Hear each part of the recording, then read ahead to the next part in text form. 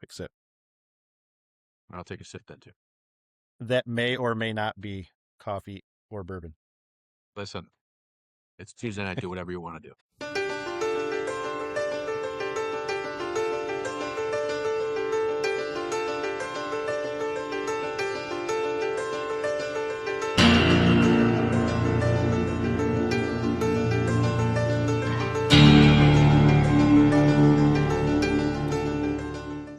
Ladies and gentlemen, welcome back to Feeding the Soul podcast. As you can see by our backgrounds, we have reached the culminating episode of this whole giving chain series that we've done. And as you've heard in all the episodes, you know exactly what we're talking about. And that's the Guy Fieri Foundation. And you've heard from all our guests who the man with the plan is. And he's our guest for this final episode. Mr. Brian Daly, thank you so much for joining us. It's my pleasure. Thank you for the invitation. I'm actually new to the podcast situation. This is my first one. So you've got me, and let's see what you can do with it. Well, you obviously know how to do backgrounds really well. So you're already starting off well.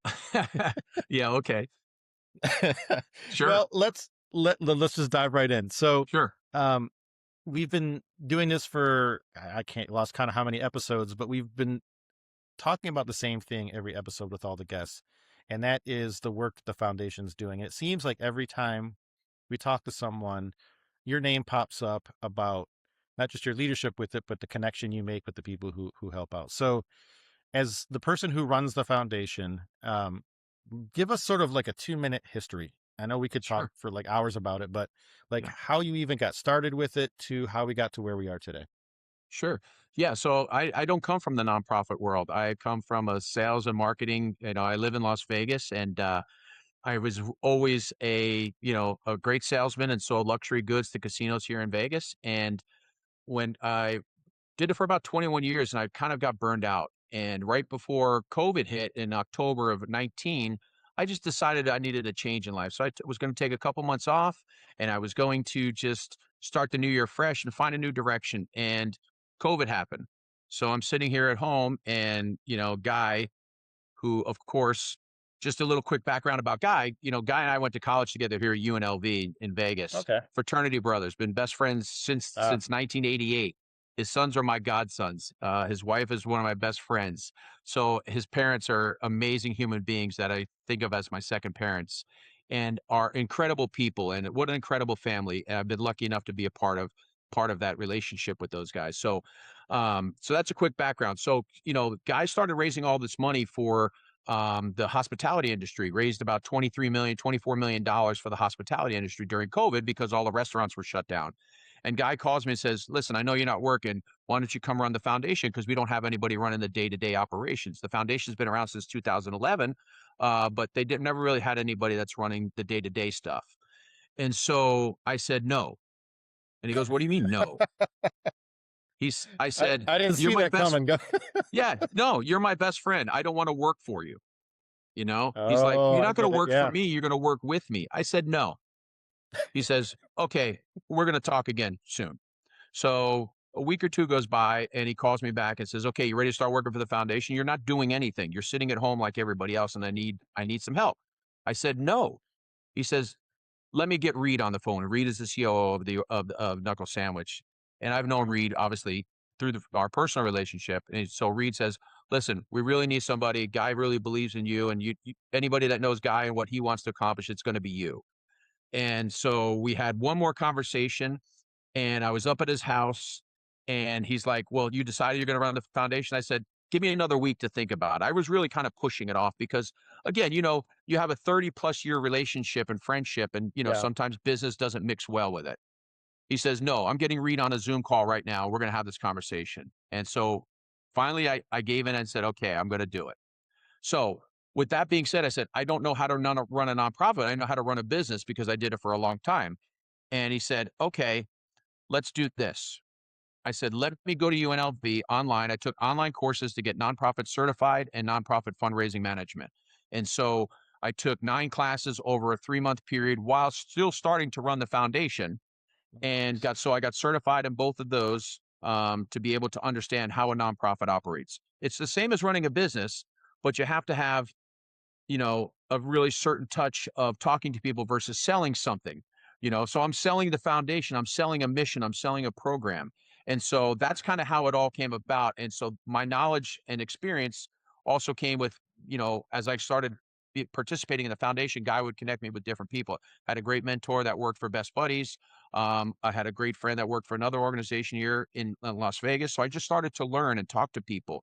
And the team at Guy's team and Knuckle Sandwich was very patient with me to be able to learn and move forward. So that's kind of how it all came about. And here I am 5.5 years later, still running the foundation as the executive director.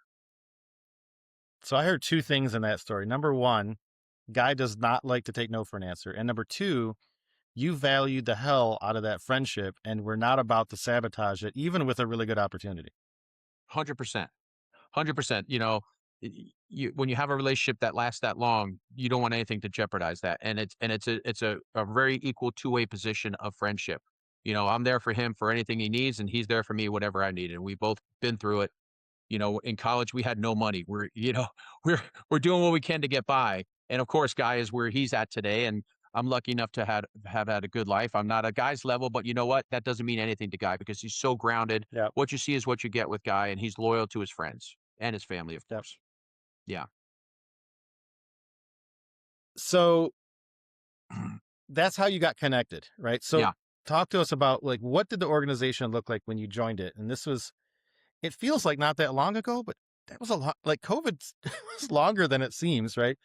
Yeah. And then how's it grown? Because I know it looks so different than when you first took over. Yeah. So basically I officially started in October of 2020. Okay. And they were doing things. Guy was doing things behind the scenes. The organization, there was people that were kind of the accountant and the lawyer and Reed and a couple other people were still doing charity events and still helping out. Um, but I came in and revamped the entire mission statement and created the website, created the social medias, started to create some plans and programs, and kind of took some of the stuff that Guy and his team and his family basically were doing, and kind of realized that we need to do it on a bigger level and get more attention and kind of do it in a certain way.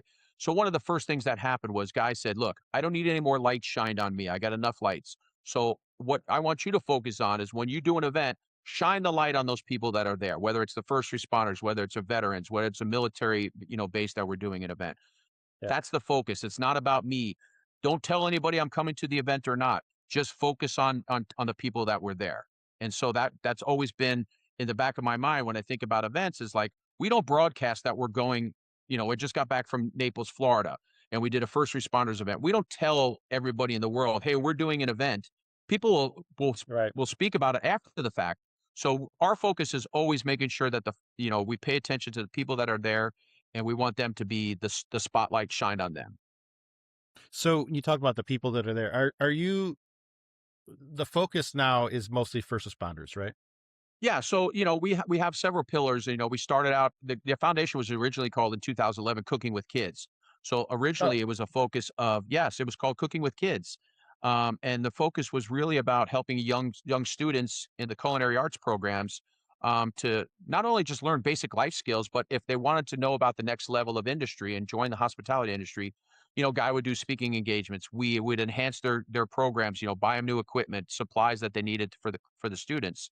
But in 2018 and 2019, there were some really nasty fires in Northern California. And so yeah. Guy was still running it, he had restaurants and smoker trailers and doing all this stuff. So he saw a need in his community to go out and just help.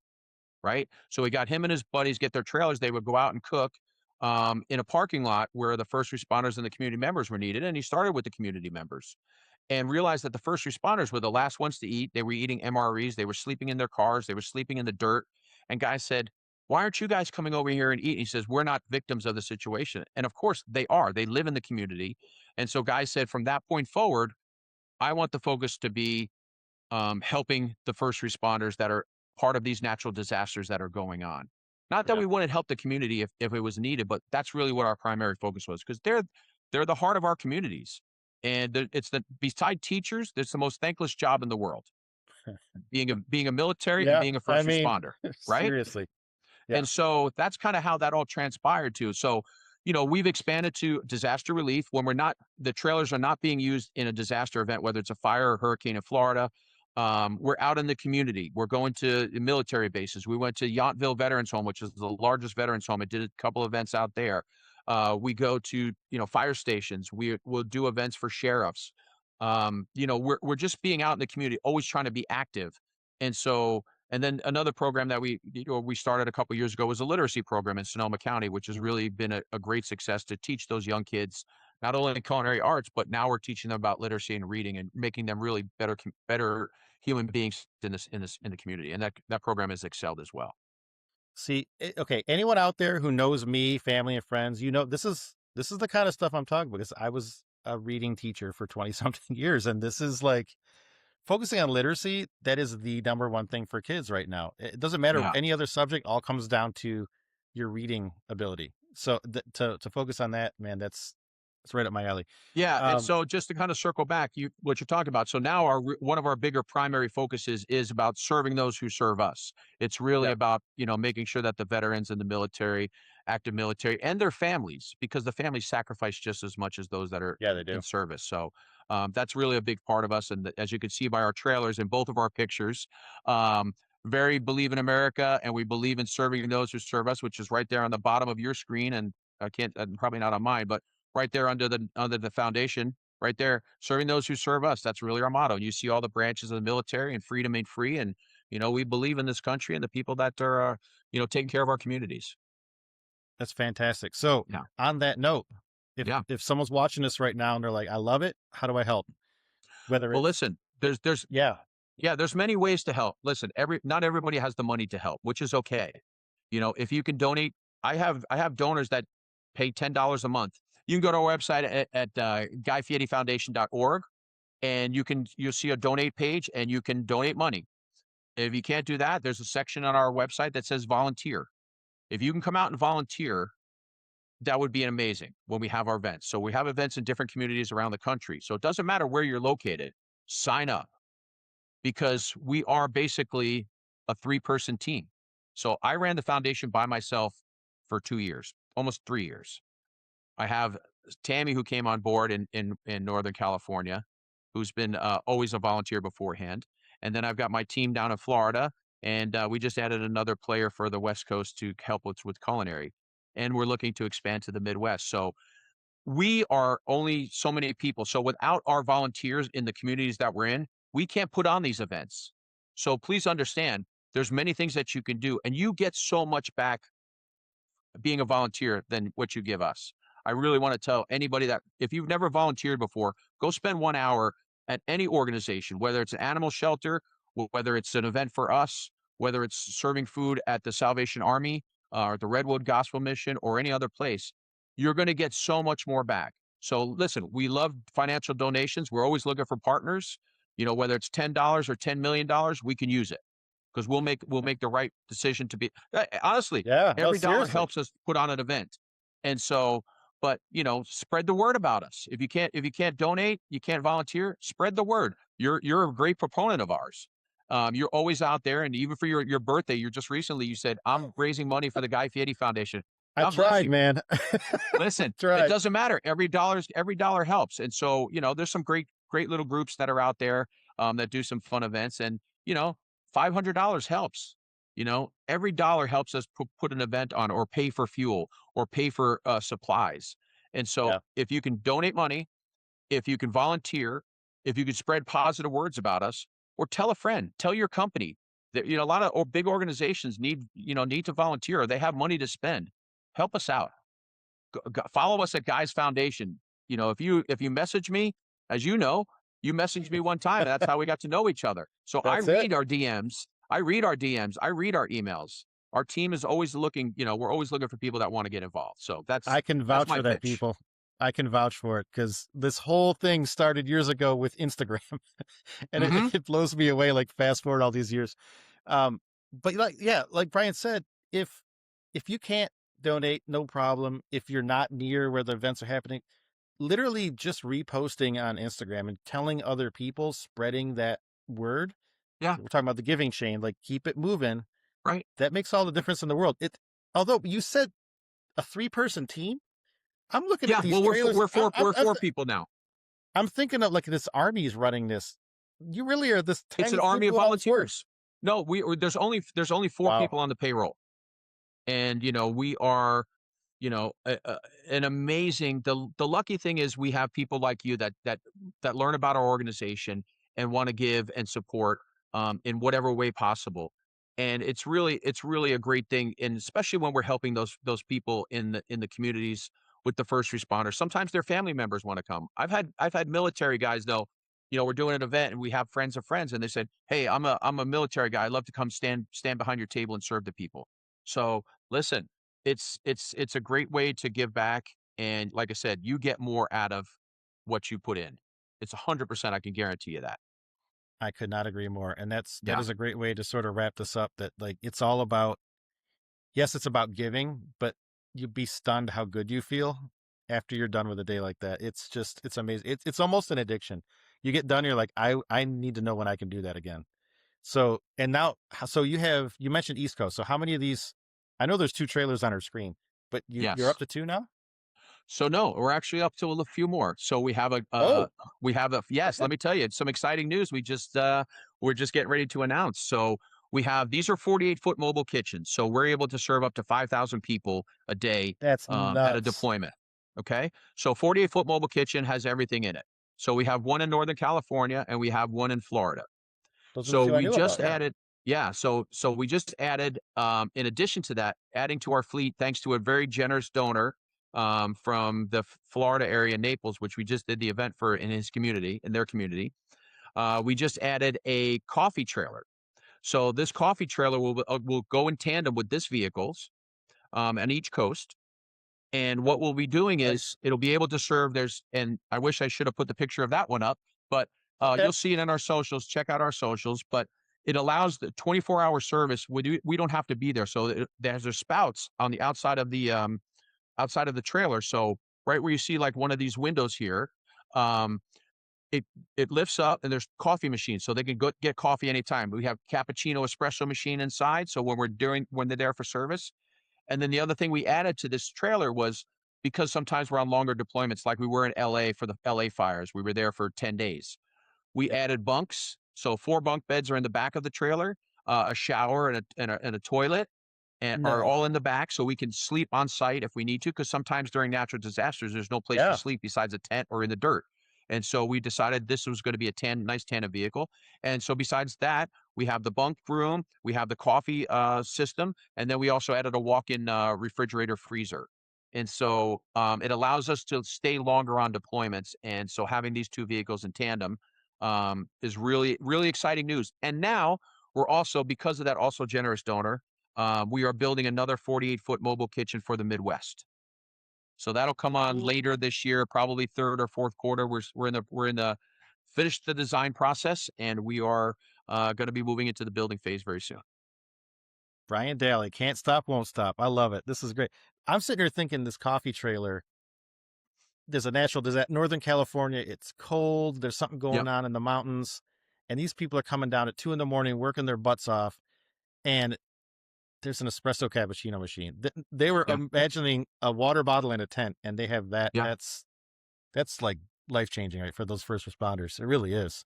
It certainly is, and that's the real thing about what we do at these deployments. Listen, they're getting fed, but what we do with our meal is we're just kind of showing them a little love. We're giving them a recharge. We're giving them a home cooked meal that Mhm. is served with love. It's cooked with love, and it fills their stomach, and it gives them a reason to go back out and keep doing what they're doing, because they're working 12, 16 hours a day. They're there away from their families for a month at a time. And so we can't. I think it was Dusky that said at one time to me, so like, we can't get out there and fight fires, but we can sure feed them and make them feel good about themselves and what they're doing. And so or no, it was actually Krista. Was Maybe that it was Krista? both of them, but I just want to give them both credit, because those 2 people are just the salt of the earth people that have never said no to us as a foundation, and are there to support us at every event. But the real point of it is, like, we can't we do our part in the community to support, and so Yeah. we do it through food. And if you mentioned checking out the socials, if you just Yeah. scroll through the foundation's Instagram and you look at not just the posts, but some of the reels and the videos, dude, these events where you're feeding first responders, it's not just a small, like, it's massive. Mhm. the amount of, that's why I was surprised when you said a 3 or 4 person team. Yeah. There's an army of people working, but like you said, it's all volunteers. Yeah. And the amount of, and you said home cooked meal. I want to be honest, dude. Some of those meals are way a couple of notches above a typical. Like there's some those Thanksgiving ones you do. Ooh, Yes. That is those that first is that responders is a were eating good tradition. that day. Yeah, that's That is fantastic. a tradition. That Thanksgiving meal it's real. Unfortunately, the need, it continues to grow. When I first Yeah. started, I think we were at 3,000 meals. Last year, unfortunately, we were at 8,000 meals. So, and we create the whole turkey, stuffing, green beans, Yeah. bread. I mean, and we give a full pan of food so families don't go without a Thanksgiving meal.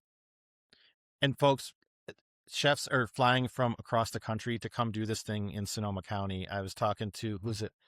Chef Bobby Marcotte. Am I Bobby saying it right? Marcotte, who's one Bobby of our Marcotte guys, and from New yes, England, like as yes, far in you can go, flies in for this. It's an incredible event. If you're anywhere in California during this time, look into come volunteers because volunteer.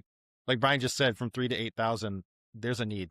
There's a serious And need. we just did I just did a small version in Florida this past year.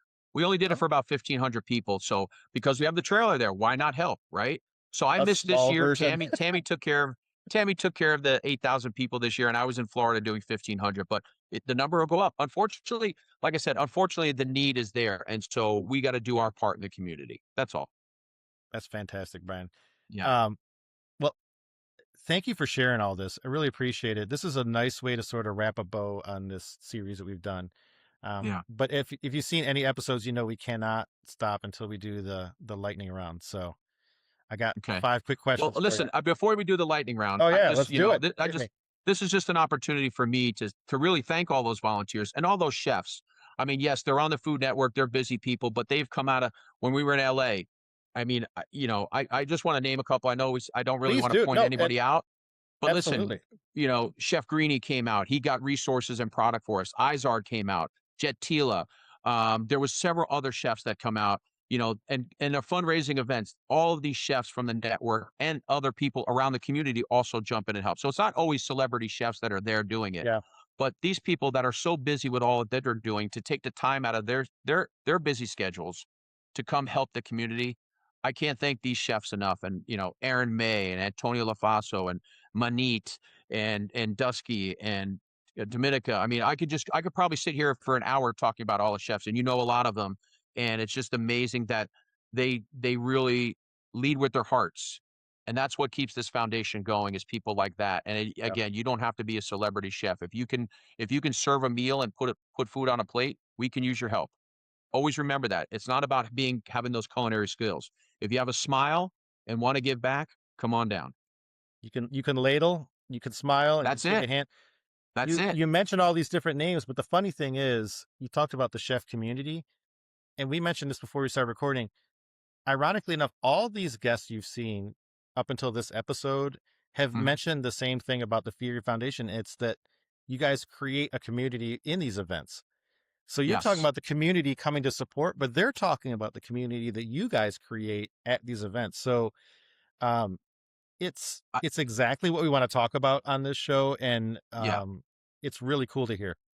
And it takes a community, and I can't thank them enough. And a lot of them have really become really good friends of mine. I mean, I can call any of them at any time, and most of them will never said no unless they've had a schedule operation or something that's going on. And they've always participated. And like we talked about earlier, normally I sign up 10 chefs, but 40 chefs show up. And so that's what makes the event even better for those guests that come, or the event that we're doing. They just, if they hear about it, they show up, and sometimes they don't even tell me they're coming. They just show up, this is why I love this community of these chefs and the culinary world across the country. And it's not just Sonoma County; it is across the country. So I didn't mean to kind No, of drag on a little bit about that, but I no, really wanted to highlight. You don't have to be a celebrity chef, but that community of chefs that are participating, not just from the Food Network, but everywhere, even the community chefs and the restaurant chefs in the communities that we're in, we can't do it without him. And I can't say thank you enough. And I know Guy feels the same way. I know we're not talking a lot about Guy, but and that's Guy fine. is the Like you leader. said, he Guy has has enough set the lights, trend. right? Well, Yep. okay, but to use an analogy, when it comes to the foundation, you're the wizard behind the curtain, you and your team making things work, Yes. right? So yes, his Yes. name is on the trailer, but Yes. the wizard is right here. Okay. But yeah, all right, I'll stop. You talked about all these different chefs that help out with the events, but I would love if you have, before we get to the lightning round, Okay. all those names you mentioned, and a lot of them have been like leading the chain up to this. Do you have like one funny story from any of those chefs for us before we go to the lightning round? Think not too personal. We don't want to get yelled at, but one quick funny story that would like make people laugh or raise an eyebrow. Oh boy. Well, most of the funny stuff happens after hours, so I'm not necessarily going to talk about it. But you know what? I want to tell you one of my all time favorite chefs, and I've become Okay. really really great friends with her. Is Krista Lucky, and Okay. I didn't know Krista. I wasn't really familiar with Krista until I got to know her through Guy and starting to run the foundation. So I didn't know her before that. Before I started working for the foundation, I have given Krista the nickname the General, and the reason why is because when I started my events, guys like Krista's local, she knows how to handle a lot of this stuff. And I didn't realize it until I had 40 chefs in an event that Krista was always kind of directing people and doing things. And the chefs know what to do, but sometimes you got to, what do they call it? Wrangle up some kittens and get the Yeah. squirrels Yeah. going in the right direction, right? Herding cats. Herding Herding cats. Yeah. cats. Thank you. Yeah, cut out the other stuff, but let's say herding. So Krista knows how to herd all the cats. And so to see her, it just takes the pressure off me trying to focus on the rest of the event. So now when I've done my culinary events and my fundraisers, the first person I call is the General. Krista is unbelievable in the way that she gives so much of her time because she's got restaurants, hotels, she's doing Yeah. her own thing and she's super busy, but she never says no. And so I can count on her to run the culinary operational part of whatever event that I'm doing. So I nicknamed her the General a couple of events ago. And I think it stuck because I saw someone post on, I think it was Adam Sobel posted on social media from Pebble Beach, the General. So I'm like, yes, my nickname is kicking off to her. So, All um, right. yeah, so We're gonna make that's that kind of stick. We're gonna make that yeah. stick. There's some great stories about a lot of the Yeah. chefs, and I've known a lot of them now for a long time, and some even before I was. So I don't know that I want to share some of those stories, No, that's but the general's good. let's just say the chefs work hard, I work hard, and we know how to have fun after working hard. Work hard, play hard, right? Oh, absolutely, absolutely. I'm keeping secrets, You gotta but keep a little mystery. and you're not allowed to talk either. So yes, Not even in the after credit scenes. All right. Well, thank you very much, Brian. Let's yeah, get to the lightning round here. okay, I'm just gonna say something, and you just blurt out your first answer that comes to your head. It's gonna great, start out very lighthearted. Near the end, we'll give you a little time to think because it'll be a little bit more serious, but not too bad. okay, So we're gonna start right up, and it's gonna be sort of culinary based. Sweet or savory? savory. That is an overwhelmingly popular answer every time. I've only had like two people say sweet. That's it. Okay, okay. I see a theme. Um, what's always in your fridge, man? Ranch dressing and Frank's Red Hot, As soon as you said Frank's Red Hot, I heard that the little lady in the commercial. I put that shit on everything. Remember that one? right? And there's always Flavor Town sauces in my fridge too. I mean, in all honesty, that's it.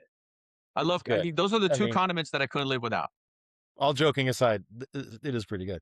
right? Um, beer, or wine. Beer, Okay, follow up question. Favorite beer? free and cold. Like seriously, like a Bush Light, even. If it's free and cold, I don't care. You're my kind of guy. I like that. That's good. He didn't come with some fancy sour or something. Free. No, Put it in my hand and it's cold. I'll drink it. All right. absolutely. Okay. A little bit more serious. Okay. If you could have a free and cold beer with Okay. anybody at all, living or in the past, who would it be? Does it have to be a celebrity or just anybody? No, anybody. Family member, anybody. I think it would be my mother. She passed away in 2010, and I didn't have an opportunity to say goodbye to her. So would love to have another beverage with her, and I do it every birthday. And I know she's speaking and listening. So, but that would be the beverage, and she would have wine. She loved her wine. What was mom's So favorite I'd have wine? the beer, she'd have the wine. We got them both covered. What did mom drink as far as wine? Red, white, what kind? She was a red. She's a red girl. Okay. Red. Yes. Okay. Last but not least, Sure. fast forward your mind, let's say 5 years into the future for the Guy Fieri Foundation. What's Mhm. it look like? What's it doing? I think we've got at least 10 trailers around the country. Ooh, 10. My goal is, Guy can't be on the network forever. And we've talked even from the beginning that ultimately he wants to, once he's done with all of that TV stuff, and he'll never be done. We all know that. But in some fashion, it'll be a little bit less.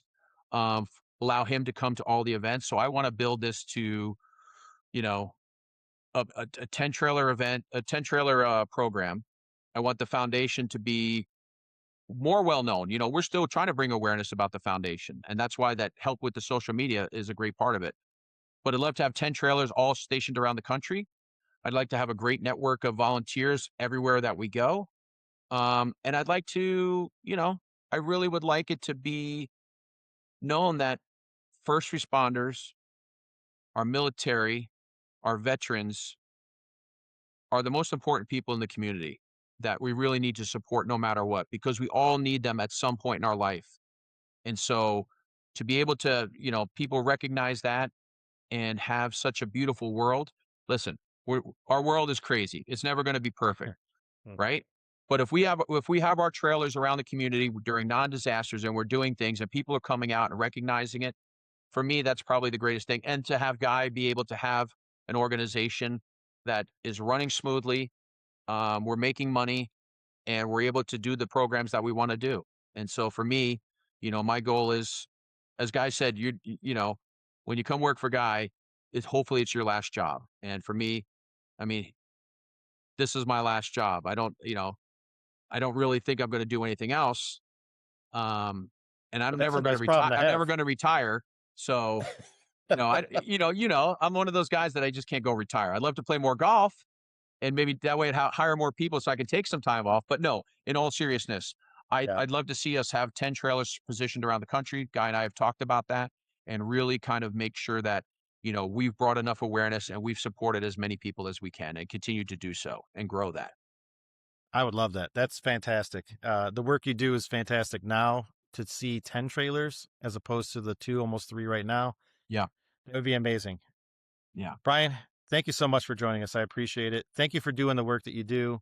Um, After this is done, you'll see the credits, folks, and then you're going to see links, everybody. I don't care if you give money, volunteer, or just hit share at the bottom of the screen. That's just a button click. Y'all can do that. Right. Every little bit helps. Spread the word. And like you said, if you're lucky enough to be in an area when this event is happening, come out and volunteer. It'll change your life. It really will. Yeah. Thank you for the opportunity to share the word about the Guy Fieri Foundation. And again, like I told you, I think before we started filming, this was my first ever podcast. So thank you for breaking my cherry, as they say, on podcasts. And You, I'm out there. you- If I get any you're like a opportunity to veteran, spread the word. really. You're like a Well, veteran. listen, any opportunity to spread the word about the foundation and Yep. getting the awareness about the importance of taking care of our veterans and our first responders and our military and their families. I revel in that opportunity. So thank you for giving me the platform to discuss it, and you always taking care and supporting our foundation. And you've got the network of people and the spirit and the love for what we're doing. And I can't thank you enough for all your support. So I appreciate Well, the time. I love doing it, and I do really love what you guys do. So thank you. All right. Appreciate Thanks it. for joining us. Have a great one, man. Thank you. Thank you.